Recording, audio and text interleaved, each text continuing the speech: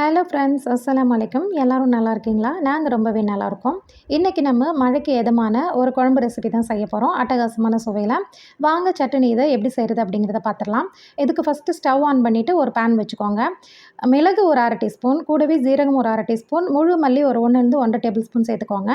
கூடவே ஒரு 1/4 டீஸ்பூன் வெந்தயம், ஒரு 3 4 காஞ்ச மிளகாய் எல்லாத்தையும் சேர்த்து நல்லா ட்ரை ரோஸ்ட் பண்ணிக்கலாம். ஆயில் சேர்க்க தேவையில்லை. ரோஸ்ட் பண்ணிவிட்டு ஸ்டவ் ஆஃப் பண்ணதுக்கப்புறம் ஒரு 1/2 டீஸ்பூன் போல் மிளகாய்த்தூள் சேர்த்துக்கிறேன். அந்த பேனோட ஹீட்லேயே உங்களுக்கு மிளகாய்த்தூளும் நல்லா ரோஸ்ட் ஆகி வந்துடும். நீங்கள் உங்கள் காரத்துக்கு தகுந்த மாதிரி சேர்த்துக்கோங்க. நான் 1/2 டீஸ்பூன் சேர்த்துருக்கேன்.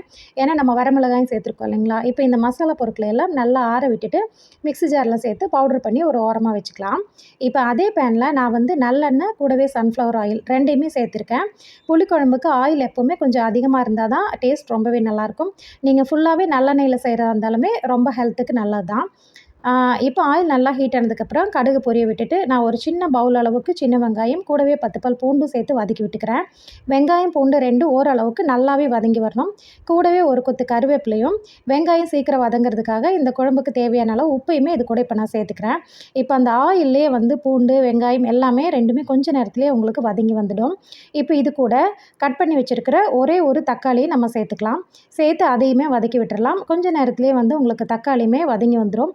வதங்கி வந்த உடனே நம்ம அரைச்சி வச்சுருக்கிற மசாலா பவுடரை இதில் சேர்த்துட்டு கூடவே ஒரு 1/4 டீஸ்பூன் போல் மஞ்சத்தூள், ஒரு 1/4 டீஸ்பூன் போல் பெருங்காயத்தூள் எல்லாத்தையுமே சேர்த்துட்டு மீடியம் ஃப்ளேமில் வச்சுட்டு நல்லா மிக்ஸ் பண்ணி விடுங்க.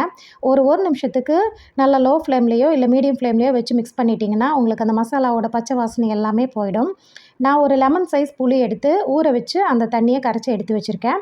இப்போ அந்த புளி தண்ணியை இது கூட நம்ம சேர்த்திக்கலாம். கூடவே எக்ஸ்ட்ரா ஒரு 2 3 டம்ளர் தண்ணியும் சேர்த்துக்கணும். அப்போ தான் உங்களுக்கு குழம்பு வெந்து வரும்போது உங்களுக்கு கரெக்டான கன்சிஸ்டன்சியில் உங்களுக்கு வரும். இப்போ குழம்பு நல்லா கொதிக்க ஆரம்பிக்கும். கொதிக்க ஆரம்பிக்கும் போது இந்த ஸ்டேஜில் நீங்கள் உப்பு காரம் செக் பண்ணிவிட்டு பத்தலைன்னா நீங்கள் சேர்த்திக்கலாம். இப்போ ஸ்டவ்வை நல்லாவே குறைச்சி வச்சுட்டு ஒரு மூடி போட்டு ஒரு 10 15 நிமிஷத்துக்கு அப்படியே விட்டுடுங்க. நீங்கள் சேர்த்துன தண்ணி எல்லாம் நல்லா வற்றி கரெக்டான கன்சிஸ்டன்சியில் சூப்பரான வெங்காய பூண்டு புளிக்குழம்பு உங்களுக்கு ரெடி ஆகிடும். ஒரு 1/2 மணிக்கூருக்கு அப்புறம் கழித்து சர்வ் பண்ணுங்கள். நல்லா ஆயில் எல்லாம் தெளிஞ்சு சூப்பரான கலரில் இருக்கும். டேஸ்ட் ரொம்பவே நல்லாயிருக்கும். கொஞ்சமாக ஊற்றி சாப்பிட்டாலே போதும். சூடான சாப்பாட்டில் இந்த புளிக்குழம்பு ஊற்றி அப்பளம், முருங்கைக்கீரை பொரியலோடு சாப்பிட காம்பினேஷன் ரொம்பவே நல்லாயிருக்கும். நீங்களும் கண்டிப்பாக ட்ரை பண்ணுங்கள். இந்த வீடியோ பிடிச்சா லைக் பண்ணுங்கள். நம்ம சேனலை புதுசாக பார்க்குறவங்க சப்ஸ்கிரைப் பண்ணுங்கள். நெக்ஸ்ட்டு சூப்பரான வீடியோவில் மீட் பண்ணுறேன். தேங்க்ஸ் ஃபார் வாட்சிங்.